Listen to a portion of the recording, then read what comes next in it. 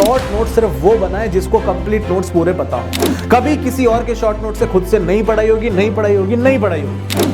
अब आपने सारा चीज लिख दिया यहाँ पे, इसके बाद वाटर कंटेंट के टेस्ट आ रहे हैं, तो अगला पेज लिया, एक साइड में वाटर कंटेंट के टेस्ट के डिटेल नहीं, ओनली उसके रिजल्ट का इंपैक्ट कहां होता है कहां नहीं होता है, बिल्कुल ऑब्जेक्टिव के तरीके से। शॉर्ट नोट्स में आप बड़े बड़े अक्षरों में लिखो, चाहे आप खुले खुले में लिखो, आपको समझ में आना चाहिए बस। Hello everyone, welcome to Made Easy. Welcome to Made Easy SSC JEE AE program. So as you know, as per the Made Easy 2.0 initiative, we have completely separated this SSC JEE AE program. पूरा complete classes हैं, पूरा complete course है, आपको पता ही है सारी चीज़ें, ठीक है, सारा आपको न्यूज़ मिल गया होगा. Anyways, in that series, we are going to discuss a very important aspect. Even if you are preparing for CBT2 who has cleared CBT1, congratulations for all of them first of all.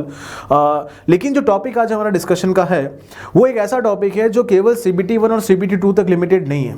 वो topic all over Indian जितने भी exams होते हैं, चाहे आप civil services के लिए पढ़ रहे हो, चाहे आप इंजीनियरिंग सर्विसेज के लिए पढ़ रहे हो, चाहे आप किसी और सर्विसेज के लिए पढ़ रहे हो, चाहे आप SSC JEE के लिए पढ़ रहे हो, लेकिन हाँ अभी सबसे ज़्यादा ज़रूरत जिनका CBT2 है उसको इस चीज़ की है, और उस टॉपिक का नाम है how to prepare short notes. ये बहुत ही कॉमन प्रॉब्लम है और इसमें बहुत सारी मिस्टेक्स लोग करते हैं, पता नहीं क्यों करते हैं, क्यों नहीं करते, क्या मतलब इसमें है, ऐसा कुछ साइंस नहीं है इसके पीछे कि शॉर्ट नोट कैसे प्रिपेयर करें।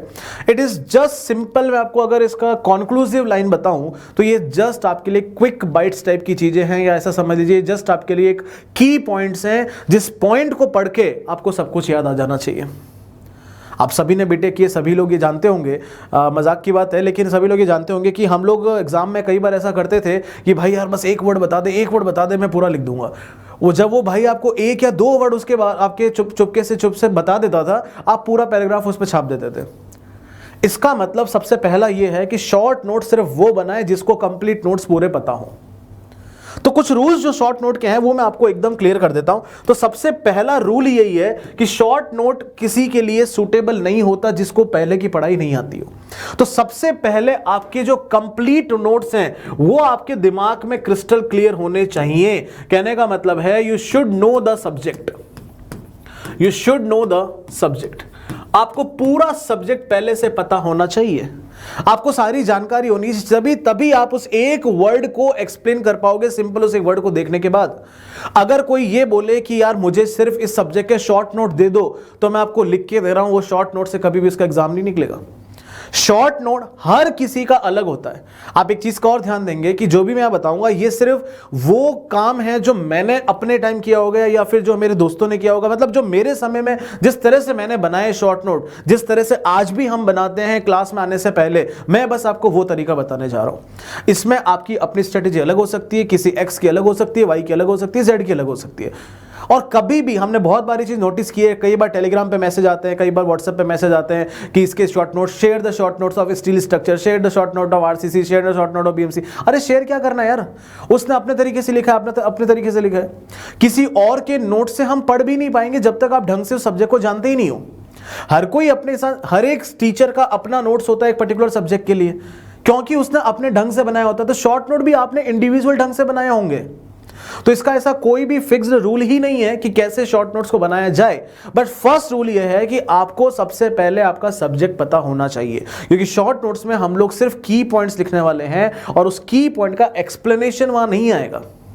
दूसरा सबसे बड़ा rule,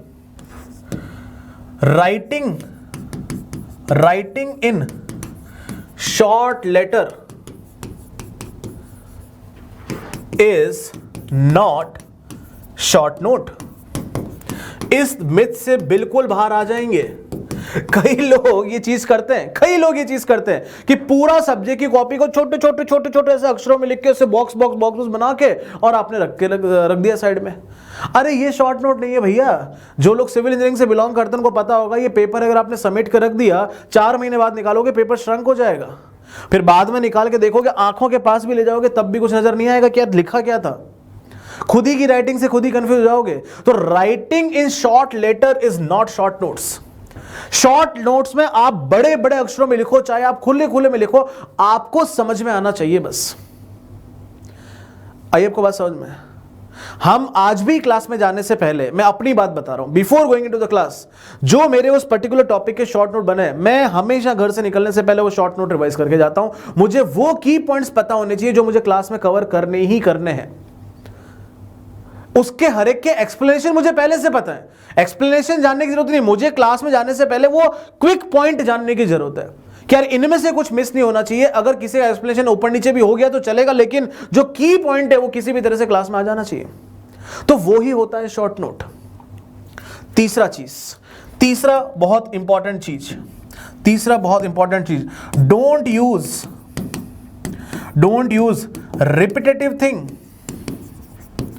repetitive things or common things in short note। अब इस बात का मतलब क्या है? इस बात का मतलब यह है कि शॉर्ट नोट में आप वो सब चीजें डाल के अपना टाइम वेस्ट ना करें जो आपको बहुत पहले से पता है। जैसे कि आपका हो गया, जैसे लेटेस्ट से अगर हम सिविल इंजीनियरिंग की बात करें तो अगर आपको ये चीज पता है कि stress is equal to force divide by area होता है, तो बहुत ही कॉमन सी चीज है। ये तो शुरुआत की ABCD होती है किसी भी अपने सिविल इंजीनियरिंग सब्जेक्ट की।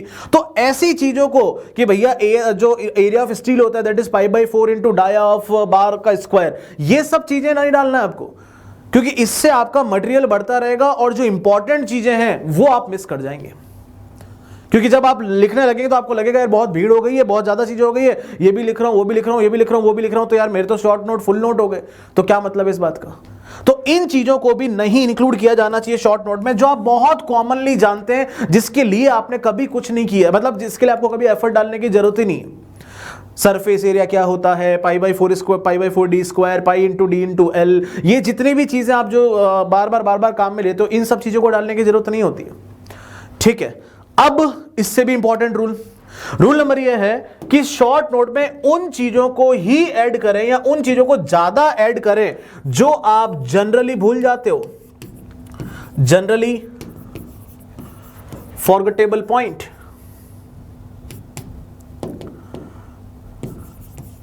फॉरगेटेबल पॉइंट्स, कहने का मतलब यह है कि वो सब चीजें इसके अंदर इंक्लूड होनी चाहिए जो आप क्वेश्चन करते करते हमेशा जिसमें मिस्टेक करते हो। जैसे लेटेस्ट से अगर किसी क्वेश्चन में ऐसा है कि यार इसमें लास्ट में जैसे कि किसी डायरेक्शन को माइनस करना होता है, किसी डायरेक्शन को प्लस करना होता है, या किसी में जैसे फॉर एन एग्जांपल अगर स्ट्रेंथ ऑफ मटेरियल की बात करें तो जैसे कोई एक फॉर्मूला है PL³ डिवाइड बाय 3EI।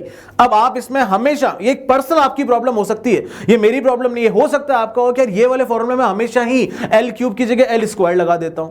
जैसे हम ट्रेपेजॉइड का CG निकालने का फॉर्मूला देखते हैं तो उसमें हमेशा गड़बड़ करते हैं। मैं तो कहता हूं अगर आपका ट्रायंगल का CG है तो आपको पता नहीं है कि कहां से L/3 आता है, कहां से 2L/3 आता है। ऐसी बहुत छोटी छोटी चीजें आपकी पर्सनल प्रॉब्लम हो सकती है, वो आपकी एक तरीके की पर्सनल प्रॉब्लम हो सकती है।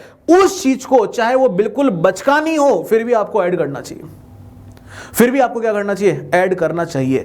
अब मैं इन सभी पॉइंट्स को कंक्लूड करते हुए मैं एंटायर प्रोसेस आपको डेवलप करके देता हूं कि how to make short notes. सबसे पहला मैंने आपको बोला कि कभी भी छोटी राइटिंग में लिखने को शॉर्ट नोट नहीं बोलते। दूसरा चीज मैंने आपको बोला हमेशा रिपीटेटिव चीजों को हम लोग नहीं इंक्लूड करना है। तीसरा मैंने बोला जिसको भूलेंगे उसको सबसे पहले लिखेंगे, चाहे वो बहुत सिली चीज हो चाहे वो बहुत इंपॉर्टेंट चीज हो। आप खुद सोचिए, जब भी कोई क्रिकेटर, कोई भी आप मैच वगैरह देखते हो, जब वो आउट होता है तो आपको देखते हो कभी जैसे किसी भी शॉट पे आउट हो गया, वो पूरा पवेलियन तक वापस ऐसे ऐसे ऐसे ऐसे करते हुए जाता है कि यार मैं गलती से शायद ऐसे खेलना चाहिए था, ऐसे खेल गया। और अगले दिन नेट प्रैक्टिस में वो सबसे पहले उस शॉट की तो प्रैक्टिस करेगा ही करेगा जिस पे वो आउट हुआ है। आप ये सोचिए कि अगर आप जो चीज सबसे ज्यादा भूलते हैं या जिसमें सबसे ज्यादा मिस्टेक करते हैं, अगर वो आपके शॉर्ट नोट का सबसे पहला पॉइंट है, आप मेट्रो में जा रहे हैं, आपका अगले दिन सुबह एग्जाम है या फिर सेम डे पे एग्जाम है, और आपने मेट्रो में बैठे बैठे वो चीज रिवाइज की है जो चीज अभी अभी आप गलती करते हो, तो सोचो एग्जाम में जाते ही सबसे पहले एटलीस्ट वो तो मिस्टेक नहीं होगी। इनफैक्ट मैंने अपने टाइम में शॉर्ट नोट में कई बार जो क्वेश्चन ऐसे होते हैं जो मुझे कभी समझ ही नहीं आया, कुछ ऐसा हो सकता है कि जो आपको कभी समझ ही नहीं आया, कोई बहुत सारे से बहुत ही typical, again it's depend on individuals. अगर कोई ऐसा टॉपिक है जो समझ नहीं आ रहा, या कोई ऐसा क्वेश्चन है जो एकदम डेटाबेस क्वेश्चन है, या कोई ऐसा क्वेश्चन है जिसको करने का तरीका ही अलग टाइप का आपको नहीं समझ में आया, मैं तो पूरा क्वेश्चन भी शॉर्ट नोट में डाल देता था कि ऐसा एक न्यूमेरिकल आएगा, ये फिक्स्ड टाइप का न्यूमेरिकल है, मुझे ये प्रोसेस समझ में नहीं आ रही है, तो मैं इस क्वेश्चन को with solution he short note में डाल दिया हूं। तो सोचो जिस क्वेश्चन को करने में जिसकी बहुत प्रैक्टिस होगी उसको भी अगर 3 से 4 मिनट लग रहे हैं और मुझे तो रटा रटाया हो गया वो।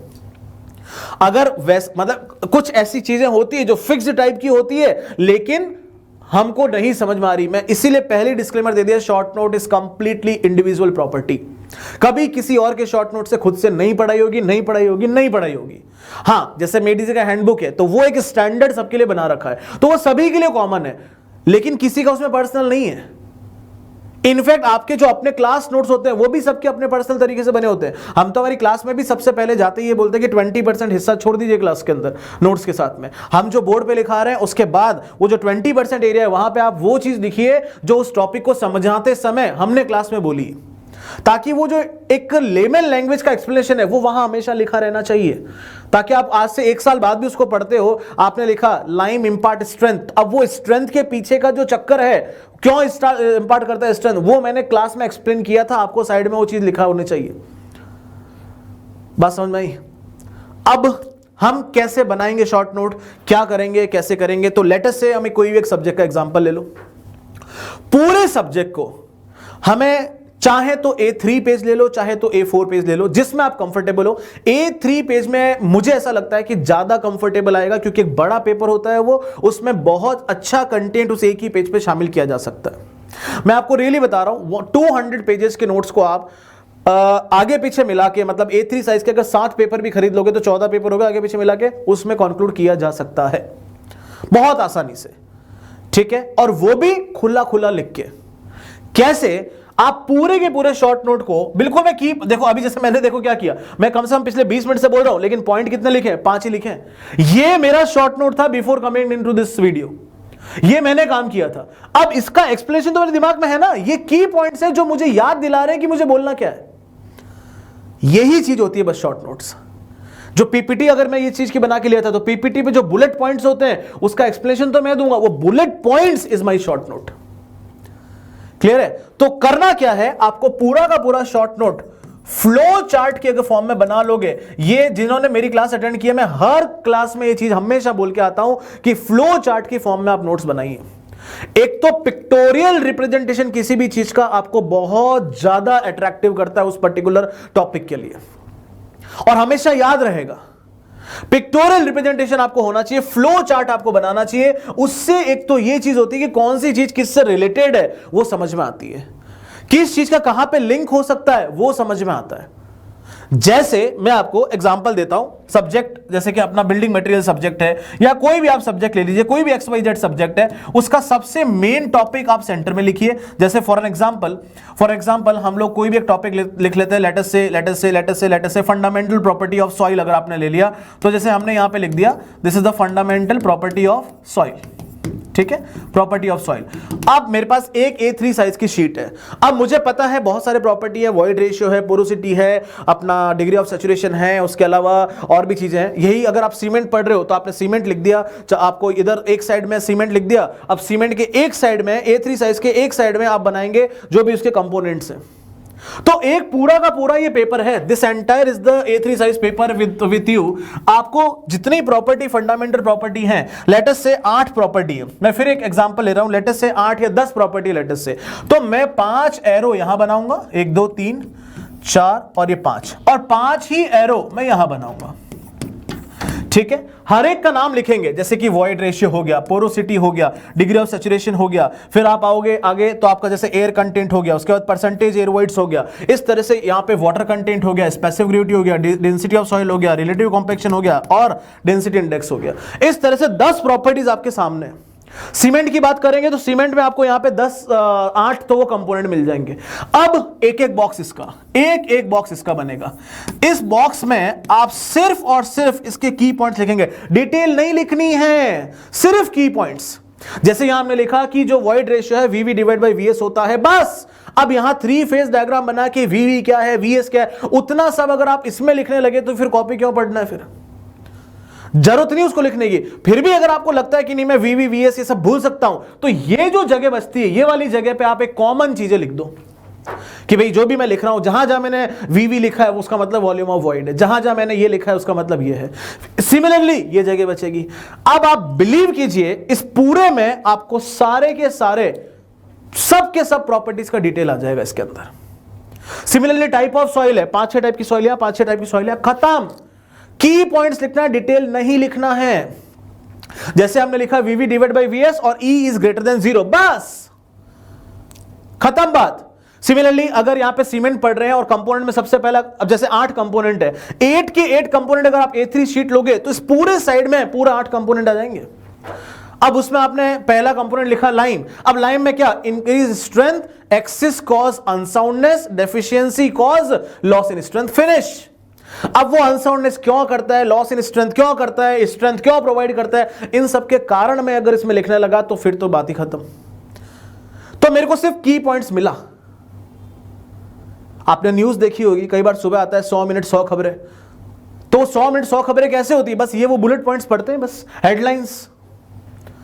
इससे होगा क्या, क्योंकि देखो एग्जाम में ये आपसे एक्सप्लेनेशन नहीं पूछेंगे। अगर आप ऑब्जेक्टिव एग्जाम देने जाओ, they will not ask you explanation कि why excess of lime cause unsoundness, only बोलेंगे which of the following component cause unsoundness. 4 option होंगे, लाइम टिक करना है, क्योंकि अभी आप मेट्रो में से ये चीज पढ़ के आए हो। अब आपने सारा चीज लिख दिया यहां पे। इसके बाद वाटर कंटेंट के टेस्ट आ रहे हैं, तो अगला पेज लिया, एक साइड में वाटर कंटेंट के टेस्ट के डिटेल नहीं, ओनली उसके रिजल्ट का इंपैक्ट कहां होता है कहां नहीं होता है, बिल्कुल ऑब्जेक्टिव के तरीके से। इधर आपने स्पेसिफिक ग्रेविटी के 2 टेस्ट लिख दिए, फिर आपने अगर यूनिट वेट ऑफ सॉइल के टेस्ट लिख दिए, आप पूरा एक फ्लो चार्ट में टेस्ट हो गए सारे।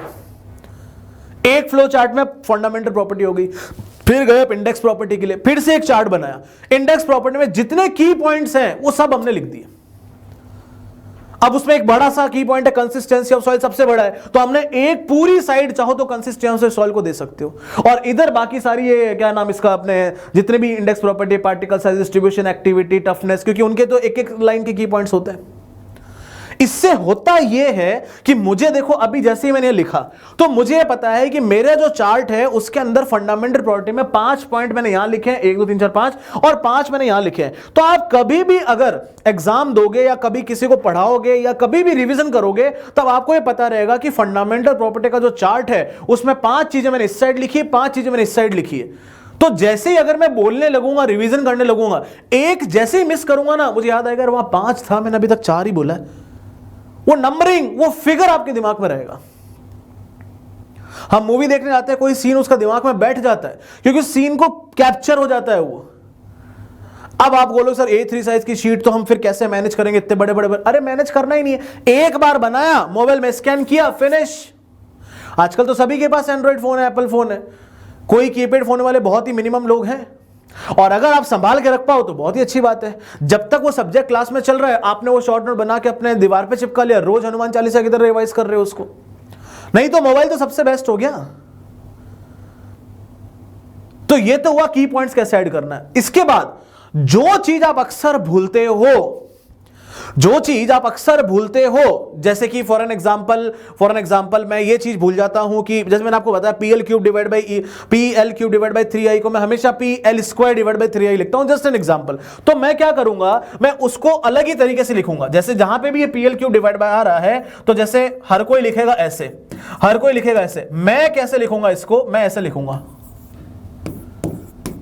इससे मुझे क्या फायदा होगा कि ये जो मैंने पूंछ बना के 3 लिखा है या कुछ भी एक थोड़ा सा एडिशनल एडवांटेज कर दिया, ये मेरे हमेशा दिमाग में ब्लिंक करेगा, ये मेरे हमेशा ही दिमाग में ब्लिंक करेगा। जैसे फॉर एन एग्जांपल, अगर मैं कोई फोन नंबर आपके सामने लिखता हूं कि 94 लेटर से 6060127783, अब आपको इस पूरे के पूरे नंबर में पूरा नंबर याद हो ना हो, यह जरूर पता है कि लास्ट से पहला वाला 8 है, क्योंकि मैंने उस 8 को बड़ा अलग ही तरीके से लिख दिया। तो जो चीज हम अक्सर भूलते हैं, जैसा होता है ना, बहुत सारी चीजें होती है, यार ये चीज हमेशा ही मेरे से मिस्टेक होती है, ये चीज हमेशा ही मेरे से मिस्टेक होती है, उसको आप ऊट पटांग तरीके से लिख दो उसी शॉर्ट नोट में। फिर वो क्वेश्चन जो आप अक्सर गलत करते हैं, या एक ऐसा थ्योरेटिकल पॉइंट जो हर बार आया है लेकिन आपकी समझ में नहीं आ रहा है, हो सकता है यार ऐसी, मैं क्या कह रहा हूं, इसमें बुरा मानने की बिल्कुल बात नहीं। सर आप ऐसा कैसे कह रहे हो कि हमको कुछ चीज समझ में नहीं आएगी। 100, मैं तो बोलता हूं आपको 100% चीज समझ में आए, लेकिन फिर भी हर एक इंडिविजुअल का एक पॉइंट ऑफ व्यू होता है। बहुत सारी चीजें ऐसे होती हैं, जैसे सॉइल में अगर आप जाते हो तो सीपेज में पढ़ते हो D50 फिल्टर, D15 फिल्टर, वो वाले फॉर्मूला है, अक्सर भूलते हैं हम वो चीजें, अक्सर वो चीजें भूल जाते हैं। फिर आता है जो सबसे फ्रीक्वेंटली आस्क्ड क्वेश्चन होता है। सबसे फ्रीक्वेंटली कोई भी टॉपिक होगा उसमें सबसे फ्रीक्वेंटली होगा, वो आपके इसके अंदर अपने आप ही आ जाएगा। तो जब भी आप अपने शॉर्ट नोट खोल रहे हैं, आपको क्या मिल रहा है? आपको एक पेड़ बना हुआ मिल रहा है, एक वृक्ष बना हुआ मिल रहा है, एक चार्ट बना हुआ मिल रहा है, एक फ्लो चार्ट है जिसमें आपने पूरी चीजों को की पॉइंट्स के फॉर्म में लिखा हुआ है। मुझे याद है कि इधर मैंने 5 प्रॉपर्टी लिखी है, वॉइड रेशियो मैंने 3 पॉइंट लिखे हैं, पोरोसिटी मैंने 2 ही पॉइंट लिखे हैं। वो सब नंबरिंग आपके दिमाग में फिट हो जाएगी। फिर जो चीज आप अक्सर भूलते हैं उसको मैंने एकदम अजीब सा करके लिखा है, तो जैसे ही मेरे आंखें बंद करूंगा वो वॉइड रेशियो वाला पिक्चर दिमाग में घूमेगा। और मैं हमेशा वॉइड रेशियो को गलती करता हूं, तो मैंने लिखा हुआ है कि हाँ भाई वॉइड रेशियो, लेट से मैं ई की जगह उसको एफ लिखता हूं, जस्ट मैं एग्जांपल ले रहा हूं कि मैं ई की जगह एफ लिखता हूं, तो मैंने उस ई को ही बड़ा अजीब से तरीके से बना रखा है। तो मैंने उसको बड़ा अजीब से तरीके से बना दिया, तो मुझे याद रहेगा कि हाँ यार वो एक अजीब सी पिक्चर वहां थी, ई नाम से थी, तो वो ई है। ये होता है शॉर्ट नोट यार। हम करते क्या है, एक पेपर पे ऐसा छोटे छोटे छोटे ऐसे करके लिख देते हैं, बॉक्स बना बना के वो आगे चल के शाही फैल जाएगी उसकी फट जाएंगे वो शॉर्ट नोट। हालांकि आप सभी चीजों को स्कैन कर सकते हो, ये भी फट सकते हैं, लेकिन जितना ओपन में लिखोगे आपके शॉर्ट नोट हो सकता है आपके ओरिजिनल नोट से भी बड़े हो। वहां बस वो सारी की सारी चीजें हैं जो मैं अक्सर गलत करता हूं। बस मेरे सामने जब भी वो सवाल आ गया, वो फॉर्मूला आ गया, तो वो तो गलत नहीं होगा जो मैं हमेशा गलत करता आया हूं। अब एक सवाल और आता है, बनाए कैसे? अब इससे होगा क्या ना, पूरा चैप्टर आपका रिवाइज हो जाएगा।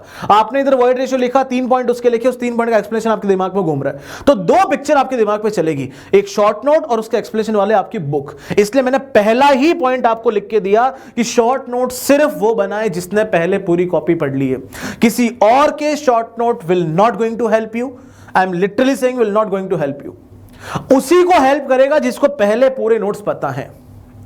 अदरवाइज इस पूरे वीडियो का, इस पूरे कॉन्सेप्ट का सेंस ही नहीं है कुछ। केवल शॉर्ट, अभी मैं आपको यहां पे आ गया क्लास में, मैं हाँ भाई चलो बिल्डिंग मटेरियल पढ़ते हैं, सीमेंट लिखो, सीमेंट में लिखो, पहला लाइम लिखो, lime इंपार्ट strength, axis lime इंपार्ट unsoundness, deficiency of lime lose the strength. Sir क्या लिखा आपने? क्या यार ये मुझे नहीं पता, मेरे को इतना ही याद है। ऐसा होता है क्या? मुझे सिर्फ वो हेडलाइन पता है जो मुझे, इससे क्या हुआ, मेरे को पता है कि ये 3 पॉइंट तो मुझे कवर करना ही है। अगर कोई एक्सप्लेनेशन मान लो मैं बोलते बोलते भूल गया, तो मैं एटलीस्ट क्लास में कह सकता हूं कि मैं कल देख के बताऊंगा आपको, या मुझे समय चाहिए, या मैं बता दूंगा, या मैं मना कर दूंगा कि नहीं मुझे नहीं आता, या मैं कह दूंगा मुझे आता है, कुछ भी मैं उसके बाद कर सकता हूं, लेकिन वो एटलीस्ट की पॉइंट आपके नोट्स में तो पहुंच गया। सिमिलरली वो की पॉइंट मेरे दिमाग में तो घुस गया। अगर इन केस अगर मैं उसका एक्सप्लेनेशन भूल भी गया, तब भी एटलीस्ट वो फाइनल आंसर तो मुझे पता है।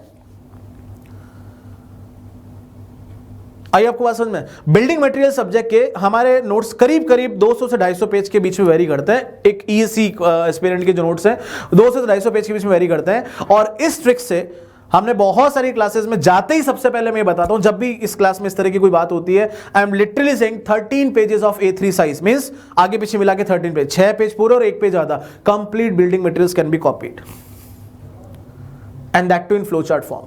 और मैं रियली बता रहा हूं आपको, कोई भी ऑब्जेक्टिव एग्जाम उससे बाहर जाता ही नहीं है, क्योंकि वही तो फाइनल आंसर है। एक्सप्लेनेशन चाहिए, कॉपी खोलो, हमें कॉल करो, हमें मैसेज करो। आइए आपको बात समझ में है? आइए आपको बात समझ में है? अब एक सवाल और आता है कि सर बनाना कब चाहिए short note? When to make the short note? क्या हम क्लास के दौरान बना लें? क्या हम कभी मतलब कब से बनाना चाहिए? तो सबसे पहले जो मेरा मानना है कि क्लास जब आपका खत्म हो जाता है, स्पेशली जब चैप्टर, क्लास से भी बात करते हैं, वो एक पर्टिकुलर चैप्टर जब खत्म हो जाता है उसके बाद शॉर्ट नोट बनाना चाहिए। सबसे पहला आपका शॉर्ट नोट तब बनेगा।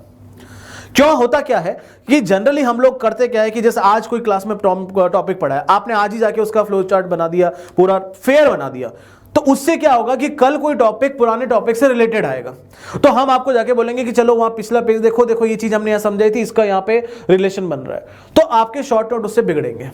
तो बेटर है कि let me complete entire thing, एक बार मैं कंप्लीट कर दूं पूरा, उसके बाद वो चैप्टर पूरा आपके दिमाग में फिट हो गया है, आपकी कॉपी में लिखा हुआ है, अब आप उसको कर दीजिए। अब आप उसको कर दीजिए। उसके बाद ये बन गया फ्लो चार्ट, आपका पूरा चैप्टर का बन गया। उसके बाद आप एक पेज पे खाली जगह छोड़ सकते हैं, या जहां भी आपको जगह बची, अब आप ईएससी के क्वेश्चन कर रहे हैं, सॉरी एसएससी के क्वेश्चन कर रहे हैं या कोई भी एग्जाम के क्वेश्चन सॉल्व कर रहे हैं, उसमें अगर आपको कोई ऐसी यूनिक चीज मिलती है जो आपके क्लास नोट्स में नहीं ऐड हुई है, या कोई ऐसा फैक्ट बेस्ड डेटा मिलता है कि यार ये चीज कब किस साइंटिस्ट ने कब ली थी, तो 1977 में इसको किया था, अब ये चीजें तो डेटा है ना, आप उसको बदल सकते, ऐसी कोई भी चीज कहीं मिलती है तो आप उस शॉर्ट नोट में उसको एडिशनली ऐड कर सकते हो या एक अलग से पेज रख सकते हो। तो सीमेंट हमने पढ़ा, आपने पूरे चैप्टर को 2.5 page of the A3 size में कंप्लीट कर लिया, और जो आधा पेज बचा है उसमें मैं आपको बता रहा हूं ऐसे मुश्किल से 4 या 5 पॉइंट मिलेंगे आपको जो आपको ऐसा लगेगा कि यार ये मुझे एडिशनली पता होना चाहिए था। कंप्लीट हो गया चैप्टर। अब आप कभी भी उसको ओपन करोगे, किसी भी समय ओपन करोगे, आपके लिए खुला है। फिर आता है कि सर टेस्ट सीरीज को उसमें इंक्लूड करना है कि नहीं करना है। तो टेस्ट सीरीज तो आप दोगे ही तब ना जब आप किसी चीज को क्विक रिवाइज करके दे पाओगे। तो हमको पहले पूरे नोट्स पता हैं, उसके बाद हमने क्विक नोट से सारी चीजें आंखें बंद करके रिवाइज कर ली, अब हम देंगे टेस्ट सीरीज। तो टेस्ट सीरीज का तो पूरा का पूरा एक नोटबुक अलग ही डलना चाहिए, उसका शॉर्ट नोट से कोई लेना देना नहीं है। हाँ फिर से वही, क्योंकि जो आपने 2.5 पेज भरा, आधा पेज जो छूटा हुआ है उसमें फिर से अगर कोई ऐसा फैक्ट बेस्ड डेटा मिलता है टेस्ट सीरीज में जो क्लास में इंक्लूड नहीं हुआ है, जो कभी एक्सप्लेनेशन में नहीं आया है, कोई नया चीज मिल गया, तो आप again you can add there, but still I am saying for test series there will be complete a new notebook कि test series of Made Easy, subject number 1 strength of material, subject number 2 RCC whatever.